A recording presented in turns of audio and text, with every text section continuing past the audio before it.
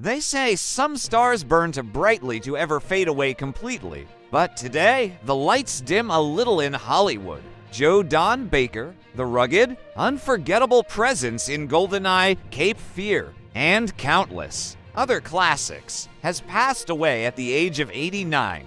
Yet the story of Joe Don Baker is more than just a headline. It's a winding tale of grit, glory, and a man who never quite fit the mold and maybe never wanted to. Born in Groesbeck, Texas, in 1936, Joe Don Baker came into the world in a place where legends are made of dust and determination. From the start, there was something different about him, a storm in his eyes, a calm danger in his voice. He didn't grow up dreaming of red carpets or flashing cameras. No, for Joe Don, acting came not from fantasy, but from instinct, raw and real. His first major break came in the late 1960s, a time when Hollywood was shedding its skin, transitioning from glamour to grit. Joe Don fit perfectly into this new era. In 1973, he exploded onto the screen in Walking Tall as Buford Pusser, a role that didn't just define a genre,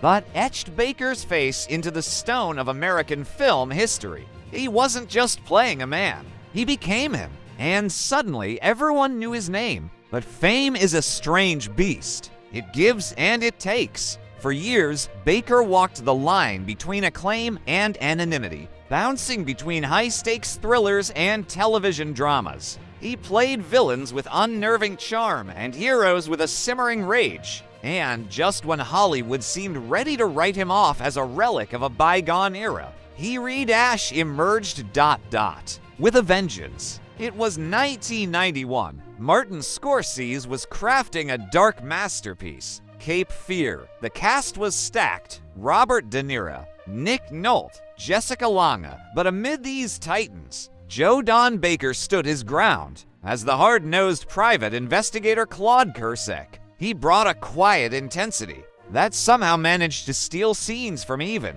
De Niro. Viewers might not remember his every line, but they remembered him. There was always something about the way he filled a room like thunder before a storm. And then came GoldenEye in 1995, a new Bond, a new era, and a familiar face from the shadows. Joe Don Baker played CIA agent Jack Wade, an unlikely ally to Pierce Brosnan's 007. The contrast was electric. Where Bond was suave, Baker's Wade was brash, unpolished, American to the core. And yet, it worked. More than that, it crackled. He reprised the role in Tomorrow Never Dies, reminding audiences once again that Joe Don Baker didn't need the spotlight. He was the spotlight. But behind the scenes, Baker remained as enigmatic as his characters, rarely giving interviews, often shunning celebrity circles. He became something of a ghost in the industry,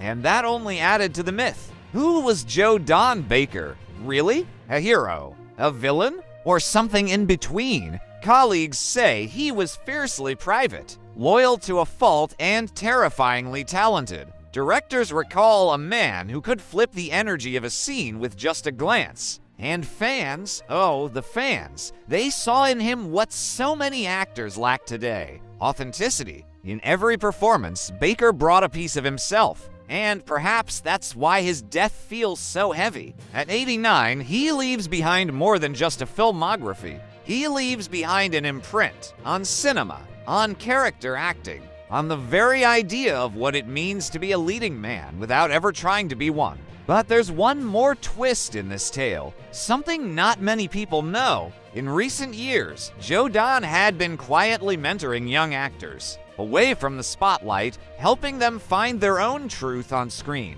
No cameras, no press, just wisdom passed on from one generation to the next. A legacy not shouted, but whispered. A final role as the teacher. So tonight, as the credits roll on a life well lived, we remember Joe Don Baker, not just as a tough guy or a supporting act, but as a force, a storm in boots, a legend who never needed the fame to feel real. Joe Don Baker, 1936 to 2025. Gone, but never gone quiet. Stay with us, because sometimes the real stories live not in the headlines, but in the shadows they leave behind.